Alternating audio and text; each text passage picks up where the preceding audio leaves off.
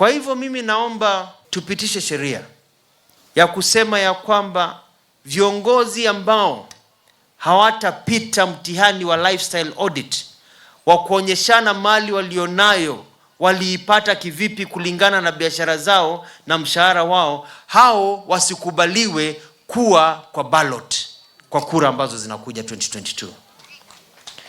Ndio tujue ya kwamba kama una mali na unafanyia kazi serikali na hiyo mali haiambatani na mapato yako, hiyo mali lazima ni pesa ya mwananchi umeiba. Na sisi hatutaki muizi. Ukimwandika mpishi mzuri anakupikia vizuri. Ukimwandika dereva mzuri anaendesha gari vizuri. Ukimwandika mwizi anakuibia vizuri. Na Kenya hatutaki wezi. Kwa hivyo nataka wananchi watambue ya kwamba tumechoka kama nchi, tunataka viongozi ambao ni wa haki ndio tuweze kusonga mbele.